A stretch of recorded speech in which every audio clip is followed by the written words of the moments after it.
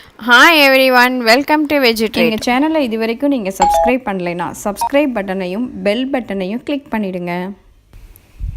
என்னோட சப்ஸ்கிரைபர் ஒருத்தங்க வீட்டிலையே கொழுக்கட்டை மாவு எப்படி பண்ணுறதுன்னு கேட்டிருந்தாங்க. அவங்களுக்காக நான் இந்த வீடியோ அப்லோட் பண்ணுறேன்.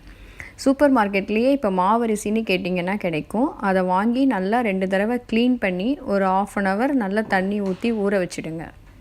1/2 hour கழித்து ஒரு வடிகட்டியில் போட்டு தண்ணியை ஃபுல்லாக வடித்து எடுத்துடணும். இப்போ தண்ணி ஃபுல்லாக வடிஞ்சிடுச்சு. இந்த அரிசியை நல்ல ஒரு ட்ரை டவலில் போட்டு காய வைக்கணும். வெயிலெலாம் காய வைக்க வேண்டாம், வெறுமை ஃபேனுக்கு கீழே நீங்கள் காய வச்சிங்கனாலே போதும். நல்லா பரப்பி காய வச்சிங்கன்னா ஒரு 1/2 hour காஞ்சிடும். இந்த மாதிரி தொட்டு பார்த்திங்கன்னா கையில் ஒட்டாமல் வரணும். இந்த ஸ்டேஜில் நீங்கள் மிக்சியில் போட்டு பவுடர் பண்ணிக்கலாம். இப்போ பாருங்கள், நல்லா வெள்ளை வெள்ளேர்னு நைஸாக அரைச்சிடுச்சு. நான் இன்றைக்கி ஒரு 200 கிராம் அரிசி தான் யூஸ் பண்ணேன். அதுக்கு எப்படியும் ஒரு 150 கிராம் எனக்கு மாவு கிடச்சிருக்கு. நல்லா வெள்ளை வெள்ளேர்னு நல்லா நைஸாக பவுடர் பண்ணிட்டோம். இப்போ இதையும் திருப்பி மிக்சியில் போட்டு பவுடர் பண்ணி சலிச்சு எடுத்துக்கோங்க.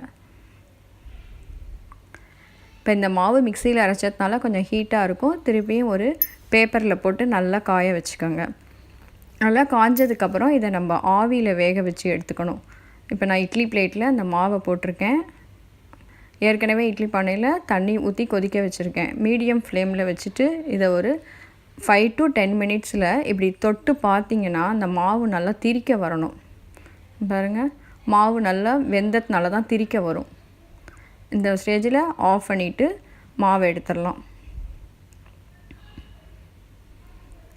இப்போ இந்த மாவு ரொம்ப சூடாக இருக்கும். திருப்பியும் நம்ம பெரிய பிளேட்டில் இல்லைன்னா பேப்பரில் போட்டு நல்லா காய வைக்கணும்.